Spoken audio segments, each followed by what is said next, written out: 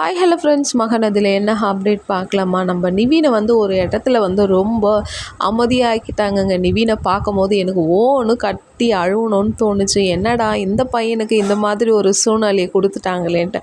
அந்த இடத்துல நிவீன் கேட்காத போயிடுவாரோன்னு எனக்குள்ளே ஒரு ஹார்ட் பீட் அடிச்சுனே இருந்துச்சுங்க. அந்த இடத்துல நம்ம நிவீன் கேட்ட வார்த்தை எனக்கு ரொம்ப ஜென்யூனாக இருந்துச்சுங்க. ஏன்னா ஒரு பொண்ணை அவ்வளோ மனசார விரும்பி அவள் தான் எனக்கு வேணும்னு இவ்வளோ நாள் வெயிட் பண்ணி அதே பொண்ணு நிவீனுக்கு கல்யாணம் பண்ணி வைக்கணுன்னும் போது ஐயோ நினச்சி பார்க்கும் போதே அப்பா, நினைக்கும் போதே கையில் இருக்கிற பூமர்ஸ்லாம் அப்படியே ஐயோ வேண்டாம் காவேரி, நிவீனுக்கு இப்படியெல்லாம் பண்ணாதன்னு ஒரு சூழ்நிலையில் வேறு யாரோ கூட நிவீனுக்கு கல்யாணம் பண்ணியிருந்தா கூட பரவாயில்லடா, ஏதோ ஒரு பொண்ணை காப்பாற்றுறதுக்கோசரம் கல்யாணம் பண்ணிட்டான்ட்டு தான் தங்கச்சியே நீ கல்யாணம் பண்ணிக்கணுன்ட்டு காவேரி கட்டி கொடுத்தாங்க பார்த்தியா, அக்காவை விரும்பினா தங்கச்சியை கல்யாணம் பண்ணான் பார்த்தியா.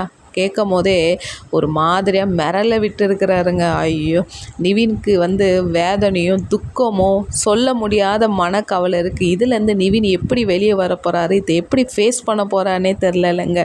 நிவீன்